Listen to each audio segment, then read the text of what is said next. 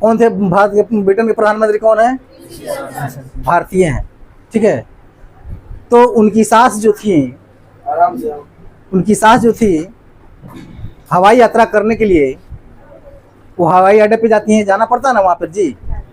जब वहाँ गए तो बिजनेस क्लास का, इकोनॉमिक्स क्लास का 2 लाइन लगता है, नहीं, इकोनॉमिक्स क्लास का, बिजनेस क्लास का 2 लाइन लगता है। बैठने दो इसको, पहले बैठाओ इस सबको। लड़का जाता है इसका इंटरव्यू देने के लिए और उससे पूछा जाता है कि क्या पानी लेंगे, ठीक है, नहीं तो बेशक लेंगे पानी।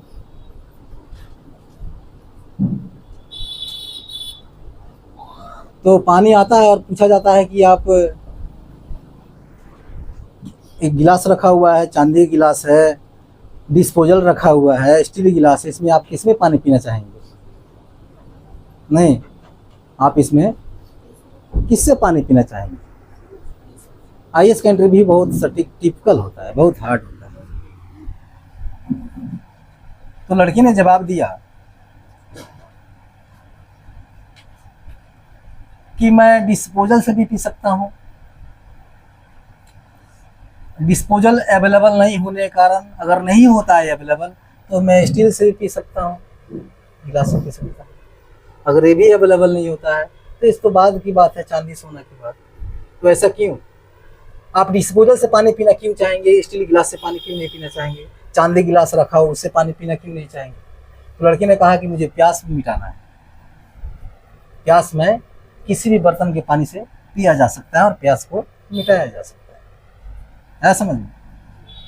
तो ये टाई बेल्ट लगाना, कोट पहनने या कुछ भी हो, मेरा उद्देश्य यही रहता है कि मेरा ज्ञान जो भी मेरे पास है वो आपके पास पहुंच जाए, सरल माध्यम से, नहीं किसी माध्यम से नहीं, सरल माध्यम से मेरा ज्ञान जो भी मेरे पास है मैं देने का भरसक प्रयास करूंगा कि आपके पास पहुंचे और उसका आपके जीवन में सही उपलब्ध हो, उसका उपयोग करें, ठीक है।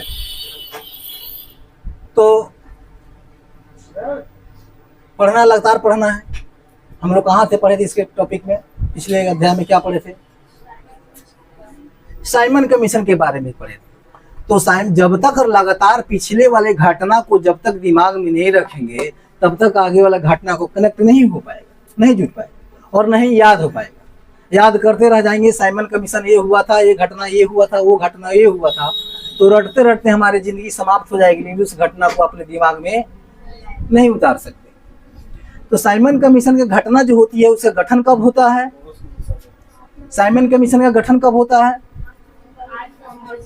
8 नवंबर 1927 को गठन होता है। उसके बाद हमारे भारत में कब आते हैं ये लोग? Very good Chhotu, I am proud of you. हाँ, 3 फरवरी 1928 को जब आता है यहाँ पे भारत में, तो उसका मन करेगा ना जी भाई कहीं ना कहीं घूमने के लिए। हम पहले बता दिए थे कि 10-10 वर्ष पर समीक्षा करने के लिए आ रहा था, कमीशन आयोग गठित कर रहा था। नहीं, मोन्टेगु चेम्सफोर्ड सुधार, मार्लेमेंटो सुधार 9-19, नहीं उसके बाद 29 आएगा, उसके बाद 35 आएगा, नहीं उसके बाद 53 आएगा। अधिनियम बनते चला, इसलिए बनाता था कि हम क्या कर रहे हैं। मान लीजिए हम एक कमेटी का, आयोग का गठन किए और तुम्हारे सर का, तुम्हारे कोचिंग का जो है निरीक्षण करने के लिए मैं 5 भेजा कि तुम्हारे इम्तियाज सर कैसे पढ़ा रहे हैं, कौन कौन विषय पढ़ा रहे हैं, क्या क्या टेस्ट ले रहे हैं कि नहीं ले रहे हैं, मासिक मूल्यांकन ले रहे हैं कि नहीं ले रहे हैं, क्या गतिविधि अनुशासन सिखा रहे हैं कि नहीं सिखा रहे हैं। इसके इसी तरह से वो आयोग जो है, कमीशन आयोग गठित करके भेजा, जाके देखो जितना उपद्रव जो हो रहा है, इतना उत्पात मच रहा है, क्या कारण है, मेरी सरकार कहाँ कमी कर रही है, कहाँ मेरी सरकार फॉल्ट है, जिसके नतीजा, जिसका परिणाम जो है वहां पर अधिक क्रांतिकारी पैदा हो चुके। नहीं, इसके लिए वो क्या क्या 8 नवंबर 1927 में टीम का गठन करता है और 3 फरवरी 1900 भारत भेजता है। जब भारत भेजता है तो कहाँ कहाँ घूमता है? इधर से शुरू करते हैं, बंगाल, लखनऊ, लाहौर, पूना, विजयवाड़ा। बंगाल, लखनऊ, लाहौर, विजयवाड़ा, पूना, ये सब क्यों दौरा किया? क्योंकि यहाँ पे अधिक संख्या थी लोग। यहाँ पे पहले बंगाल में कौन कौन था राज्य? पश्चिम बंगाल था ही था, नहीं, बांग्लादेश था उसमें उस समय में, नहीं, उसके बाद बिहार था, असम था, उड़ीसा था, नहीं, 7-8 राज्य जो था उस समय सम्मिलित था उस समय पश्चिम बंगाल में, इसलिए सारा लोग संख्या अधिक था, इसलिए वहां पे ज्यादा जानकारी लेने के लिए इस सब जगहों पर घूम रहा था। नहीं, घूमने बाद क्या होता है, घूम के निरीक्षण किया, सवाल एक पूछता है कि लाहौर से क्रांतिकारियों का नेतृत्व किसने किया।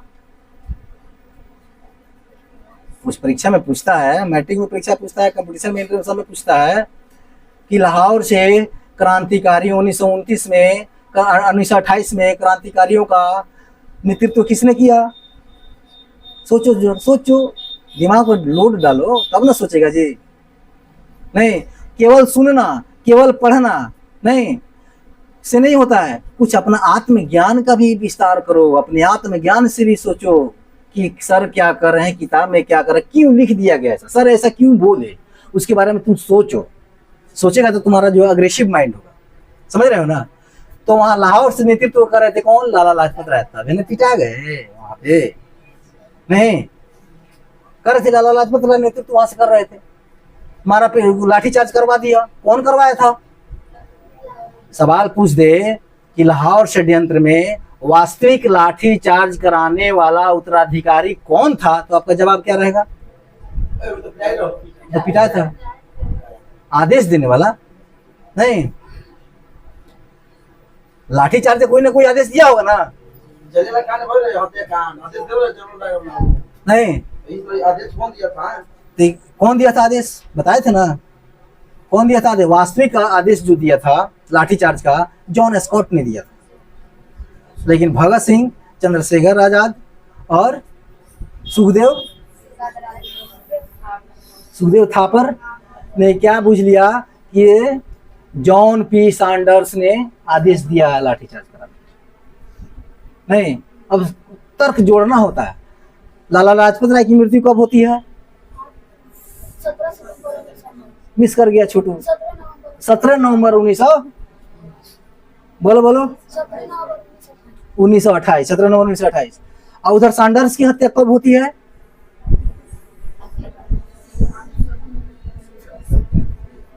कब होती है छोटू, तुम पढ़े थे ना, सैंडर्स हत्याकांड पढ़े थे ना, 17 नवंबर 1928 और 17 दिसंबर, मात्र एक महीना में बदला ले लिया। नहीं, अंतर जोड़ लो, 30 दिन का अंतर हो रहा है ना, 17 नवंबर ये मरे और 17 दिसंबर को उनको टपका दी। तो वास्तविक जो लाठी चार्ज कर देने के लिए अनुमति जो दिया था जॉन स्कॉट दिया था, लेकिन इन तीनों ने क्या किया, सैंडर्स को मार डाला। ये सोचा कि यही सैंडर्स रहते, क्योंकि सैंडर्स चर्चित था, उत्तराधिकारी हीरो था, तो हीरो सबकी नजर में गड़ रहा था, तो समझ लिया कि रे यही किया उसको, नहीं खत्म कर दिया। सैंडर्स जब खत्म हो जाता है 1928 में इसकी हत्या हो जाती है, तो सब क्या हुआ, जब हत्या होगा उसके बाद उत्तराधिकारी को तो सब जेल में बंद करेगा ना जी, भाई तुम लोगों को पकड़ेगा कि नहीं, तो जेल पकड़ के कितने क्रांतिकारियों को इन्होंने बंद कर दिया। तो जब बंद कर दिया तो राय विचार विमर्श किया, भाई तो मेरे भारतीय क्रांतिकारी को इन्होंने पकड़ लिया, अब क्या किया जाए, तो एक रणनीति तैयार करता है। वो रणनीति क्या तैयार करता है, मारो सूख जाता है, हाँ ढक्कन बंद करके रखो। केंद्रीय विधान सभा बम विस्फोट 19 अप्रैल 1929, ठीक है, ये योजना बनाता है। अब सब पूछेगा केंद्रीय विधानसभा सर क्या था, पूछेगा कि नहीं पूछेगा, पूछेगा ना। केंद्रीय विधानसभा, आज भी विधानसभा, हमारे विधानसभा कहाँ है, विधानसभा का क्षेत्र संख्या क्या है, 05। विधानसभा के सदस्य कहाँ बैठते हैं, कहाँ बैठते हैं विधानसभा के विधायक जी का बिना बिहारी कहाँ बैठते हैं, पटना में बैठते हैं। नहीं, तो ये जो पटना में जो विधानसभा है, नहीं तो राज्य भर के पूरे कार्यभार को रूपरेखा तैयार करते हैं, देखरेख नियंत्रण करते हैं, ठीक है। और केंद्रीय विधानसभा अंग्रेज, क्योंकि उस समय मेरा देश आजाद नहीं हुआ था, अब ना आजाद हुआ तब विधानसभा बोल रहा है, भारतीय विधानसभा नहीं उस समय बता रहे हैं। ये केंद्रीय विधानसभा कहाँ था उस समय? दिल्ली में। तो उसमें होता क्या था, कौन बैठता था? भारत के लोग बैठे थे जीत कर, वो भारत का था कोई। साइमन कमीशन में विरोध क्यों कर दिया? क्योंकि 7 गो उधरे का था, अपना यहाँ का नहीं था, इसलिए विरोध हुआ था ना उसका। क्योंकि 7 गो जो थे ब्रिटिश थे, यूरोपियन थे, एक भी उसमें भारतीय नहीं थे, जिसके चलते हम लोग विरोध कर दिए भाई। एगो हमरो भारत के दलाल के मिला लिया रहता था, ये सब लफड़ा नहीं होता ना, समझौता हो गया रहता, ये नहीं किया। तो केंद्रीय विधानसभा जो था दिल्ली में था, और वहां पे तो मुकदमा वहीं पर न चलता था, क्रांतिकारियों का सजा वहीं से न सुनाया जाता था जी। नहीं सुने होंगे कि क्रांतिकारियों को गिरफ्तार कर लिया गया, यहाँ गिरफ्तार किया गया, वहां गिरफ्तार किया गया, तो सजा कहाँ सजा देता था? वही केंद्रीय विधानसभा दिल्ली में। नहीं अब समझ में आ गया? तो इसी विधानसभा में क्या होता है, बम फेंकने का प्रोग्राम बनाता है। नहीं तो बम भाई क्यों फेंकेंगे? कोई ना कोई कारण होगा तभी ना बम फेंकेंगे जी। क्या? तो कारण होते हैं 2 उसका। पहला कारण होते हैं, वो ब्रिटिश क्या लेके आते हैं, पब्लिक सेफ्टी बिल, इसको 1928, इसको हिंदी में कहते हैं सार्वजनिक सुरक्षा अधिनियम। अभी जो बिल अभी जो कानून बना है, महिलाओं को संसद में आरक्षण दे दिया गया है ना। अब बनो तुम लोग सांसद बनो। कौन बनेगा सांसद? नहीं सांसद कौन बनेगा? जो जिसके पास योग्यता होगा, नहीं योग्यता होगा, उसके बाद बोलने का टैलेंट तो किसी को हो जाएगा, लेकिन मेन मुद्रा है माल होगा तब ना सांसद जीतेगा जी, चुनाव लड़ेगा ना, तब तो जीतेगा। तो सार्वजनिक सुरक्षा अधिनियम 1928 है। तो ये है क्या इसमें? ये था अधिनियम, ये अधिनियम था बिना मुकदमे के संदिग्धों को गिरफ्तार करने की अनुमति दी गई। अब देखो संदिग्ध भी समझते हो? हैं? संदिग्ध मतलब होता है कि जिस शक के आधार पर गिरफ्तार करना। मान लो कि इस पर हमको शक है कि मेरा कलम चुरा लिया है, अब हम लबराइयों को शक कर रहे हैं कि यही चुराया है कलम, इसको बेचारा को गिरफ्तार कर लिए, दुनिया भर लाठीचार्ज कर दिए इस पर, तो कितना तकलीफ होगा हमारे भारतीयों को। नहीं तो भाई को हम काम करबे नहीं किए हैं, झूठ मूठ को शक कर लिए, इस पे छोटुआ को शक कर बंद कर लिए, लाठी पीटना शुरू कर दी, तो तकलीफ तो होगा ही इसको। नहीं तो उस बिल में नियम था कि शक के आधार पर उसको गिरफ्तार कर लेना है। नहीं लोग झिड़झिड़ा गया, बौखला गया लोग कि भाई शक के आधार पर कैसे करेगा। नहीं दूसरा था मोतीलाल नेहरू बोले थे, सुनो भारतीयों, ये जो बिल लाया है भारत की गुलामी का बिल नंबर 1 है। भारत को गुलाम बना देगा पूरा बढ़िया तरह से, उसमें का बिल नंबर 1 है। ठीक है, मोतीलाल नेहरू बोलते हैं, मोतीलाल नेहरू ने कहा कि यह भारत की आज़ादी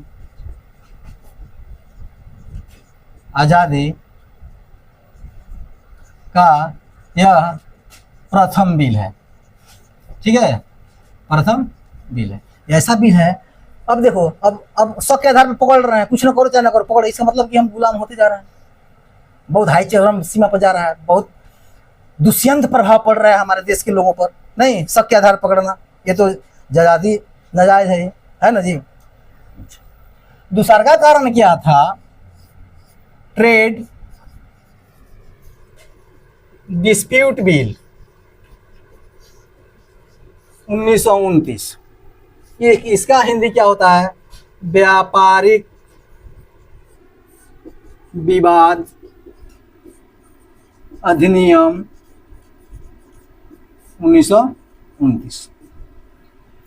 ये लाता है ट्रेड डिस्प्यूट बिल।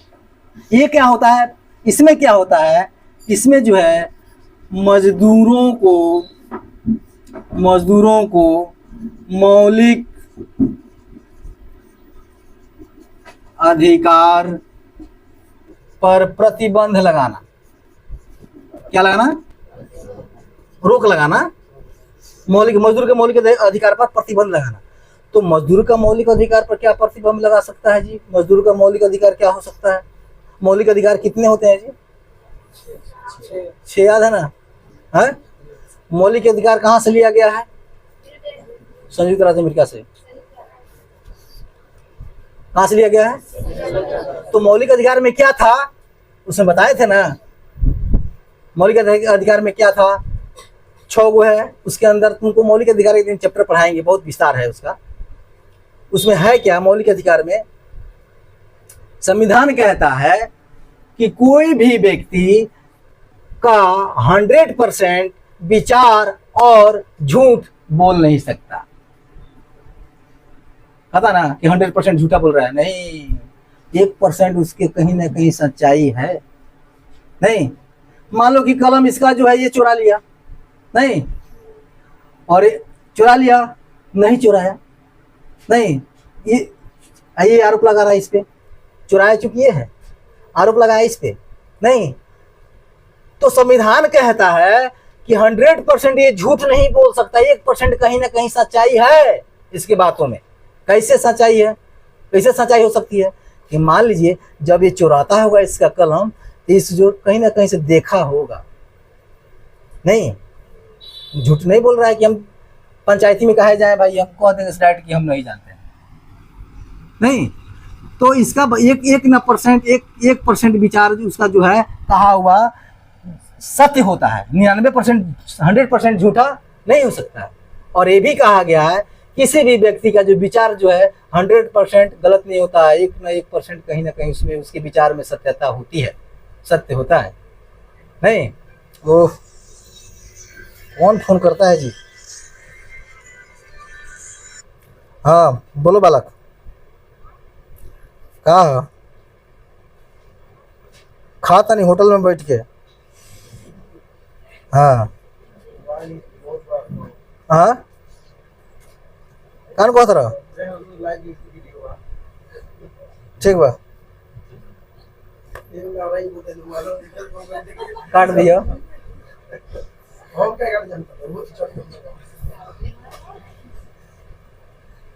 तो कहाँ बोल रहे थे हम? तो विचार जो होता है उसका जो है 100% गलत नहीं होता है, कहीं ना कहीं उसके विचार में उसके बातों में सच्चाई होती है। तो मौलिक अधिकार जो कहता है तुमको मौलिक अधिकार दिया गया है, तुम किसी से बात कर सकता है। इसी से मोबाइल फोड़े थे ना, बिल्कुल बिल्कुल, ये निजता का अधिकार है, हम बता रहे हैं, इसको बता रहे हैं ना। बंद कर देता नहीं था ना, बंद ना करें, अगर ऑफलाइन कर देता, फ्लाइट मोड। मौलिक अधिकार तुमको दिया है कि तुम बोल सकते हो, किसी से बात कर सकते हो, अपना विचार प्रकट कर सकते हो, तुम धारणा कर सकते हो, प्रदर्शन कर सकते हो, हड़ताल कर सकते हो। नहीं नहीं, उसका भी प्रदर्शन वही हुआ। प्रदर्शन का मतलब एक दूसरे का विरोध न करना जी। पोस्टर फाड़ो चाहे उसका कुर्ता फाड़ो, बात एक ही हुआ। नहीं, जला सकते हैं, पुतला जला सकते हो। तो ये भी है, हम 8वां क्लास में पढ़ा रहे थे कि क्या बोलते हैं, मौलिक अधिकार पढ़ा रहे थे, तो हम बता दिए कि हम तुम किससे कुछ भी बात पूछ सकता है, नहीं कह सकता है। तो जाकर पूछता है 7वां क्लास के मैडम से कि मैडम खा रही थी, तो मैडम पूछिए, सब मैडम सवाल बताइए। तो मैडम बोले तुमको दिखाई नहीं दे रहा है खा रहे हैं? तो यहाँ कहता है बच्चा मैडम से कि मेरा मौलिक अधिकार है इसलिए मैं पूछ सकता हूँ आपसे। नहीं, तो उस समय उसको नहीं बताए थे कि निजता का भी अधिकार होता है। कोई सो रहा है, चूंकि अपना पर्सनल काम कर रहा है, उसको आप डिस्टर्ब नहीं कर सकते, नहीं। तो मौलिक अधिकार जो होता है, मौलिक अधिकार, इसमें मजदूरों की मौलिक अधिकारों पर प्रतिबंध लगा दिया, अर्थात मजदूर हड़ताल नहीं करेंगे, नहीं, हड़ताल नहीं करेंगे तो मांग कैसे पूरा होगा? नहीं, हम लोग भी शिक्षक हैं, कई बार हड़ताल किए, कई बार लाठी खाए। नहीं, कुछ सरकार माना, कुछ नहीं माना, कुछ मानने के लिए तैयार है। नहीं, हड़ताल का मतलब ये होता है। तू कह रहा है कि मजदूर हड़ताल नहीं करेगा। भाई ये बिल में था, ट्रेड डिस्प्यूट बिल, व्यापारिक विवाद अधिनियम 1929। तो इसके वजह से रणनीति तैयार होता है इस पर बम फेंकने के लिए। क्या होता है? एक रणनीति तैयार होती है। उस रणनीति में किसको किसे सौंपा जाता है? भगत सिंह एवं बटुकेश्वर दत्त। बटुकेश्वर दत्त को बम फेंकने का कार्य सौंपा गया। ठीक है, कार्य सौंपा। ठीक है, ये लोग जब अब तेज के कोई काम बताएगा जी, मुँह आठ को थोड़े बताएगा जाकर बम फेंको। नहीं, उसमें तेज तरार आदमी की जरूरत है ना। मुँहार आदमी भेज दो, जाके ओकरा मार के हो जाए तो ओकरा ये जगह लाते हैं उनको है चाके चले। नहीं, तो तेज तरार को चुना गया। कौन कौन? भगत सिंह और बटुकेश्वर दत्त को बम फेंकने का कार्य इन लोगों को सौंप दिया गया। इन लोगों ने क्या किया? तुरंत अंजाम देता है। कब? 8 अप्रैल 1929 को केंद्रीय विधान सभा में बम फेंका। ठीक है, अब बम फेंका, बम मारा होगा विधानसभा में ऐसे, तो कुछ बहुत लोग मरे होंगे ना जी। हैं, बम पे तो बहुत लोग मरे होंगे। हैं, लेकिन वहां वो लोग फेंका था बम खाली बेंच पे। नहीं नहीं, खाली बेंच पे फेंक बैठे थे लोग। बम खाली बेंचों पर फेंका गया। क्यों खाली बेंचों पर क्यों फेंका गया? इसलिए फेंका गया, खाली बेंच पर बम फेंक दिए और भाग नहीं रहे हैं। बम फेंकर चाहते तो भाग जाते, नहीं भाग जाते, चाहते तो भाग जाते, लेकिन वो भागे नहीं। आराम से आओ, मान लो हिरासत में ले लिए। वो इसलिए हिरासत गिरफ्तार हो गए। कौन कौन? इसलिए गिरफ्तार हो गए ताकि केस, तो इसका जो केस जो है मुकदमा अदालत में चलेगा ना जी। तो अदालत में चलेगा तो डिसीजन होगा, तो पूरा भारत भर के लोगों को पढ़ेगा, जानेगा कि नहीं कि दुगड़ा गया है, विधानसभा में बम फेंक दिया है और इसको ये सजा हो गया है ना। अदालत के द्वारा सूचना मिलेगा, लोगों में जन में प्रसार होगा। इसके उद्देश्य से इस लोग गिरफ्तार हो गया। सोचा कि अब अदालत के माध्यम से हम लोग का फैसला होगा। जब अदालत के माध्यम से हमको फैसला होगा तो हमारी अदालत के फैसला जो है पूरे भारत में फैलेगा। नहीं, पूरे भारत में फैलेगा तो लोगों के अंदर में जोश जुनून जागृत होगा। सोचेगा कि मेरा दूगो भाई पकड़ाया है, तो चल तो बम फेंका, हम ईंटें फेंकते हैं सिपाही पे। नहीं, ये लोग जो है स्वयं गिरफ्तार हो जाते हैं,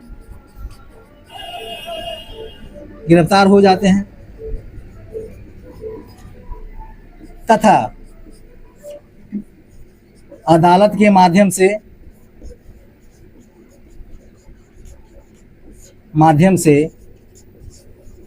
अपना विचार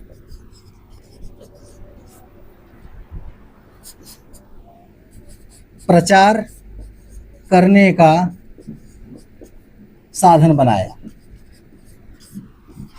ठीक है, अदालत को बनाया। देखो कितना दिमाग लगा है। ठीक है, यहां तक बनाता है, आया समझ में? एक और बोर्ड लगाइए ना, वो स्टॉप करो थोड़ा। तो हुआ ही हूँ।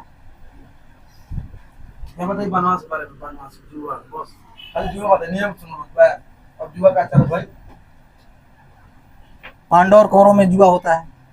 नहीं, इन लोगों को तुम्हारे किताब में है कि पांडवों ने 5 गांव मांगा था, मात्र 5 गांव। 5 गांव का नाम तुम्हारे किताब में मिलेगा, इतिहास में भी है। ठीक है, और इतिहास में महाभारत का विशेष अध्ययन करने को मिलेगा तुमको। महाभारत का। तो उसमें था ये कि जुआ में क्या हुआ कि पांचों पांडु हार जाते हैं पूरे राजपाट को, साथ में अपने पत्नी को हार जाते हैं, सर झुका के बैठे हैं। इस समय हमारे बेटी बहन कोई पत्नी की तरफ नजर उठा देगा तो मार के आंख फोड़ देगा, ऐसा होता है कि नहीं? लेकिन उस समय देखो कितना पेशेंस उन लोगों के अंदर दर्ज है? तो हारते हैं, हारने के बाद ये धृतराष्ट्र के पास बात पहुंचता है तो कहते हैं कि नहीं ऐसा नहीं होना चाहिए, घर की बहू है, घर की संपत्ति ऐसा नहीं होना, इसे लौटाओ लौटाओ लौटाओ। आदेश दिए, दुर्योधन ने लौटा दिया, लौट दिया और इसके लोग पांचों पांडव अपने आश्रम की ओर चल दिए। जब चल दिए तो फिर दिमाग में सोच रहा है कि भाई तुमको तो टेंशन में प्रताड़ित करना था, सोचे कि जाओ उन लोगों को फिर बोला कर लिया आओ। अब कहना है कि जुआ अब इस तरह से नहीं होगा, अब जुआ होगा, जो जुआ में हारेगा वो 12 वर्ष वनवास कटेगा, उसके बाद एक 13वां साल अज्ञात वर्ष में रहेगा। अगर 13वां साल अज्ञात वर्ष में किसी ने देख लिया तो फिर वहां से 12 वर्ष वनवास स्टार्ट हो जाए। फिर अगले साल 12 वर्ष के बाद 13वां साल आएगा, उसमें कोई देख लेता तो फिर वहां से 12 वर्ष स्टार्ट हो। इस तरह का नियम वाया, खेला, फिर हार जाते हैं। हारने के बाद ये होता है कि अब इनको तो वनवास जाना है, वनवास के लिए चले गए। एक वन होता है जिसका नाम होता है कमेक वन, उसमें जाते हैं पांचों पांडव। तो 6 महीना साल भर बीता रहता है, 12 वर्ष में अभी वनवास काटना है जी, 6 महीने साल भर बीता रहता है। तो दुर्योधन अपने मंत्री को भेजता है कि जाके देखो जंगल में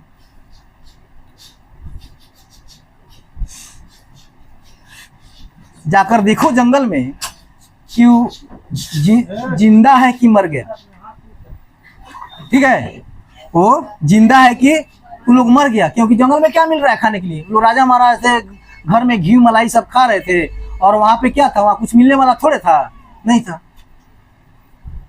जब इसके मंत्री गुप्तचर जाते हैं, गुप्तचर इसके होते थे, गुप्तचर मतलब कि रात में सीआईडी खानी पता लगाता था बात को, ये कौन क्या कर रहा है, कौन क्या कर रहा है, चोरी छुपे।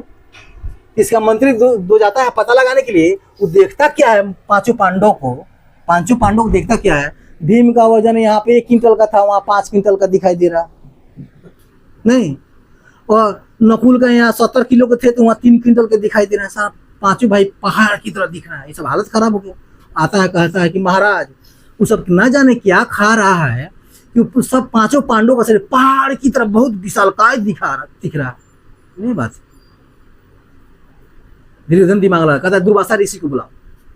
दुर्वासा ऋषि ऐसे थे, कोनो बात पर शराब देने, खाली मृत्यु दंड का शराब देने में माहिर थे। उनके पास पीएचडी की डिग्री था मृत्यु दंड का। हाँ, उनके पास कोनो समझौता नहीं।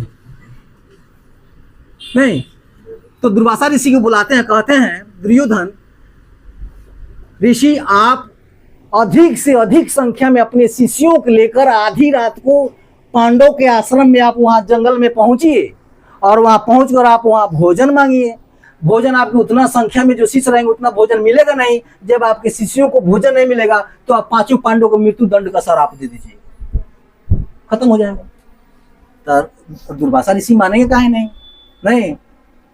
वहां से जाते हैं, अपने साथ 10,000 शिष्य को लेकर जाते हैं दुर्वासा ऋषि, और जाकर जिस वन में, जिस आश्रम में वो लोग पांचों पांडव द्रौपदी रहती थी, वो जाकर दरवाजा खटखटाते हैं, निकलो कोई है, निकलो, हम लोग भूखे हैं, बहुत दिन से भूखे हैं, 4 दिन हो गया, भूख से मर रहे हैं, जल्दी दरवाजा खोलो, भोजन कराओ।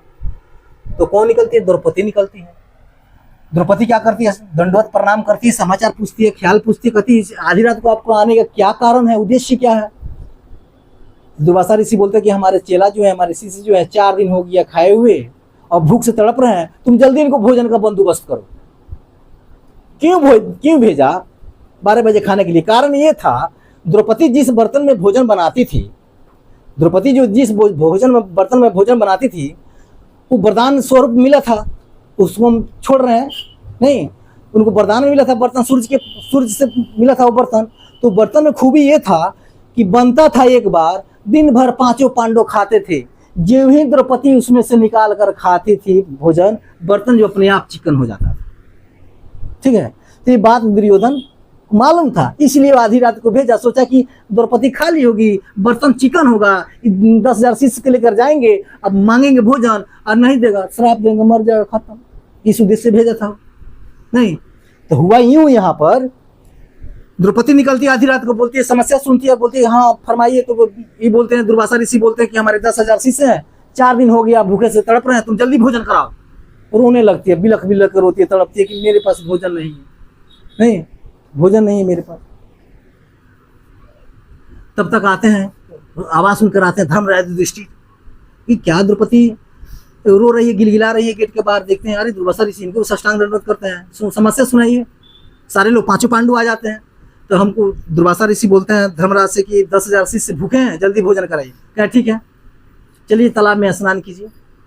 नहीं, तालाब में स्नान कीजिए, स्नान करके आइए आप शिष्यों के साथ, तब तक मैं सिंहासन लगाता हूँ और आपका भोजन का प्रबंध करता हूँ। ठीक है, लोग चले गए शिष्य तालाब में स्नान करने के लिए लेकर। इधर घर में खलबली मच गया, अर्जुन बोलने लगे घर में खाने के लिए है नहीं, क्या बोल दिए, वो आएगा मांगेगा, नहीं मिलेगा श्राप देगा, आप लोग खत्म हम लोग।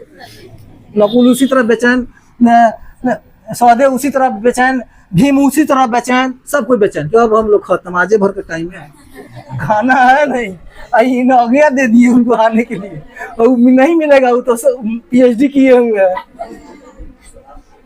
अब द्रौपदी को चिंता हो गया, औरत को अपने पति के बारे में बहुत ज्यादा ख्याल रहता है। अब सोच रहे कि अब मेरे पति मर जाएंगे, आएंगे सरापेंगे, मेरे पति 5 खत्म। तो रोने लगती है और कृष्ण को याद करती है। नहीं, कृष्ण को याद करती है और हाँ कृष्ण पहुंचते हैं, और कृष्ण पहुंचते हैं अब रोने लगती है, गिड़गिड़ाने लगती है, ये समाचार वो समाचार। कृष्ण कहते हैं ये समाचार वो समाचार बंद करो, पहले हमको भूख लगा है, हमको भोजन कर। नहीं, हमको भूख लगी है, हमको भोजन करा। कारण हम बर्तन चिकन है, कुछ भी नहीं है, झूठ नहीं बोल रहे हैं। ना ना ना, तुम अर्जुन के लिए रखी होगी ना, कसम से हम नहीं रखे हैं, बर्तन साफ है, उसमें कुछ भी नहीं है। ना ना, भीम को आदत है दिन भर खाने के लिए, उसके लिए छुपा कर रखी होगी। ना ना, उसके लिए, किसी के लिए नहीं है। तो बर्तन दिखाओ। जब बर्तन लेकर आती है तो बर्तन जब झाँकने लगते हैं, नहीं उठाते हैं बर्तन, देखने लगते हैं। देखते हैं तो क्या होता है, औरत लोग बर्तन धोती है तो धोने के दौरान में कहीं ना कहीं पता या भात कोना सट जाता है, कनखा उनका पे सटा रहता है। साफ सुथरा मेहरारू लोग का हाथ कमाल है, सटा रहता है। नहीं तो कृष्ण देख रहे हैं, देख क्या रहे हैं, बर्तन भी देख रहे हैं, और देखते हैं क्या है, कनखा पर था ना साग का पत्ता तक सटा हुआ था। तो उसी को नाखों से नोखोरते हैं ऐसे ऐसे, और नोखोर को उसको उठाकर जीभुआ पर रखते हैं। जब जीभुआ पर रखते हैं तब कहते हैं कि आप जाइए बुला लिए उन लोग खाने के लिए धर्मराज को। जब जैसे ही जीभ पर रखते हैं तो वो सबको ऐसा लग रहा है कोई खा के ढकच रहा है, नहीं किसी खैले हमारा पेट फट रहा है। ठीक है ना, तब तक धर्मराज को आदेश होता कि जाइए बुला कर लाइए। जब देखता है कि धर्मराज युधिष्ठिर को देखता है कि वो आ रहा है बुलाने के लिए, खाना भाग भाग यहाँ से, लंगोटी कमंडल छोड़ के ढकसते हुए, पेट फाट रहा है, ये हो रहा है, छोड़ के वहां से भाग गया। तो ऐसा कि धैर्य रखो। नहीं, धर्मराज धैर्य था, आदेश दे दिए, बच गए। समस्या का निवारण हुआ कि नहीं जी? नहीं, प्राणी बच गया, वो लोग खाया भी नहीं, भाग गया। इसलिए धैर्य रखो, धैर्य से सब कुछ ठीक हो जाता है। नहीं, अब चलते हैं हम यहाँ पे। हम लोग क्या हो गया था वहां पे, बम फेंका गया खाली बेंचों पर, और खाली बेंचों पर बम फेंकाने के बाद होता क्या है,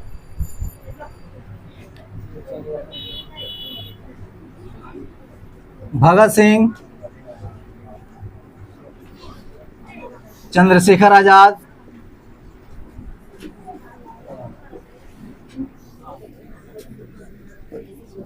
राजगुरु थापर, ठीक है, राजगुरु थापर, ठीक है ना, नहीं राजगुरु सुखदेव थापर ना, सुखदेव थापर, शिवराम हरि राजगुरु, राजगुरु का पूरा नाम शिवराम हरि। ठीक है, इन लोगों पर षड्यंत्र लाहौर षड्यंत्र का मुकदमा चलाया गया। ठीक है, चलाया गया। ठीक है, और अन्य क्रांतिकारियों को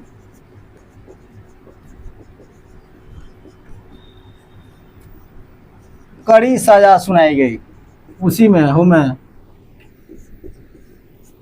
सुनाई गई, हो गया ना।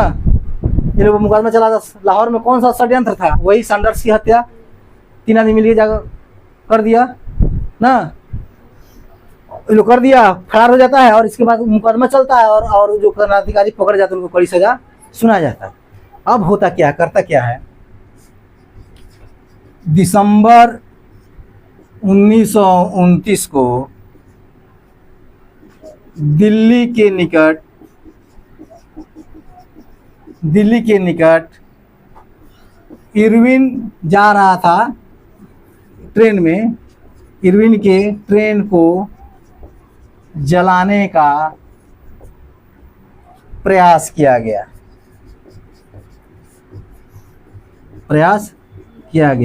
इसमें चंद्रशेखर आजाद मेन थे। ठीक है जलाएंगे, हाँ बंदूक वाला, मूछ वाला, ठीक है, चलाया गया। अब ब्रिटिश है, सुनो ना, बाद में लिखना, समझ लो। तो ट्रेन पर क्या हुआ, दिसंबर 1929 में क्या इरविन जा रहा है ट्रेन में, कहते इनको ट्रेन में सही तक फूक देते। अब जा रहा है, भारत का वायसराय जा रहा है, अब अपने जिला का डीएम निकले तो 10 गाड़ी प्रशासन की जरूरत रहेगा। तो इरविन ट्रेन से जा रहा है, जो भारत का वायसराय है, जब ट्रेन जा रहा है तो उसका सुरक्षा घोड़ा से होगा नहीं, ट्रेन में होगा, स्टेशन चौक चौराहा भी होगा कि वायसराय जा रहा है नहीं। मुख्यमंत्री जाते हैं तो देखता है कि दिन में गोबर रोड पर से हटा कर साफ कर देता है ना। जैसे हमारे भारत में लोग आए थे G20 शिखर सम्मेलन में, सारा गरीब के झोपड़ी तोड़वा के बाहर का वो टेंट तनवा दिया गया था नहीं, एगो गरीब का घर नहीं दिख रहा था। हाँ, और मेरे विश्व का शक्ति, ठीक है, उधर छोड़िए। तो ये क्या हुआ, इरविन जा रहा था, उसने सोचा कि चंद्रशेखर आजाद इसको ट्रेन में 37 को फूंक देता है। अब सोचो कि उसके दिल में कितना क्रोध है नहीं। अब होता क्या है, 1930 में पंजाब के 26 केस दर्ज हो गए, एक राज्य के दर्ज हो गए 26 केस। और उगता गया ब्रिटिश ने बड़ी तूफान मचा दिया है नहीं मानेगा ये ना जी। अब ब्रिटिश पुलिस जो है सक्रिय हो गई, एक्टिव हो गया इस सबको पकड़ने के लिए नहीं। हर एक कदम पर पुलिस जो है, ब्रिटिश पुलिस जो है नजर रखना शुरू कर दी। तो होता क्या है, चंद्रशेखर आजाद करते क्या है, 27 फरवरी 1931 को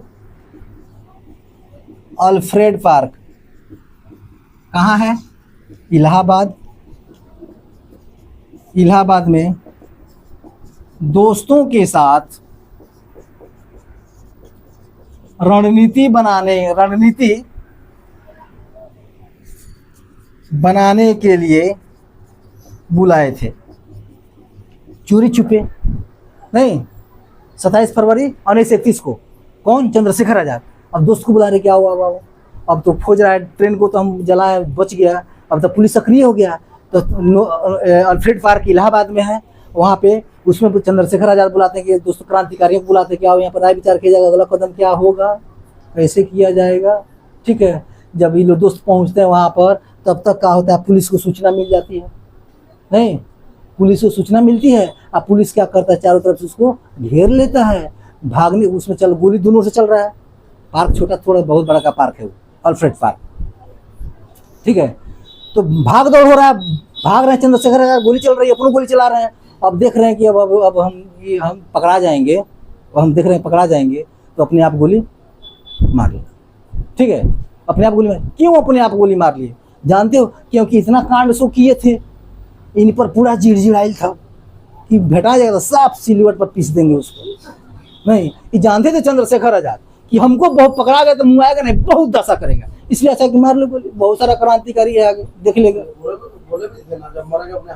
मरेंगे इसलिए। तो पुलिस की सूचना मिल जाती है, उस पुलिस को सूचना मिली और पार्क को घेर लेते हैं तथा चंद्रशेखर आजाद अपने आप को गोली मार लेते हैं। ठीक है, अब होता क्या है, सैनिक तो बहुत क्रांतिकारी सजा हुआ था। सुन लो भाई, 2 लाइन बहुत सुन लो, मैं लिखो मत, हम बता रहे हैं। इतना हम हटा देंगे एक बोल। अब यहाँ तक कड़ी सजा सुनाई गई है क्रांतिकारियों को ना, बहुत कड़ी सजा, मतलब बहुत, एक जगह खियाना, एक जगह पैखाना कराना, एक जगह सुलाना। अब सोचो कितना मुश्किल है ना। किसी का देह बसाता है तो वहाँ बैठने का तुमको नहीं मन कर रहा है, जहाँ पैखाना हो रहा है वहीं पे बैठे खिला के खाएगा, देखिए। तो बहुत सारा कठिन दुर्दशा कर रहा था उनको। तो होता यूँ है, क्या करता है कि क्रांतिकारियों ने भूख हड़ताल कर दिया। क्या कर दिया? भूख हड़ताल कर दिया। नहीं, सब भूखे रह गया। नहीं, सब क्या क्या रह गया? सब भूखे रह गए। 63 दिनों के भूखे रहने के कारण जतीन दास की मृत्यु हो जाती है। ये भारत के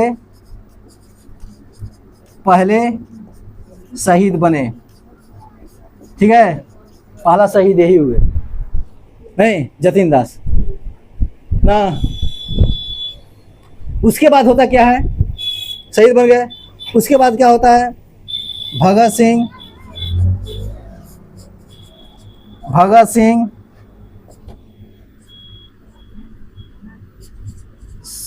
शिवराम हरे राजगुरु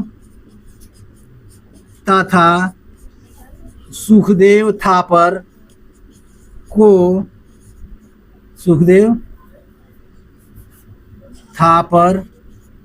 को 23 मार्च 1931 को लाहौर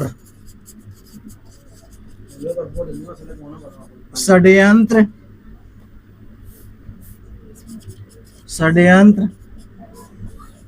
केस के तहत फांसी दे दी गई। अरे आया समझ में? आगे ना समझ, फांसी कैसे हो गया? आपको भगत सिंह, शिवराम हरि राजगुरु और सुखदेव थापर को लाहौर षड्यंत्र केस, वही जो सैंडर्स की हत्या इन तीनों ने मिलकर किया था, उसके जैसे इन लोगों की फांसी दे दी गई। धन्यवाद, माफ करिए। अरे भाई आप लोग स्क्रीनशॉट कर लीजिए बढ़िया से। आया समझ में? हाँ।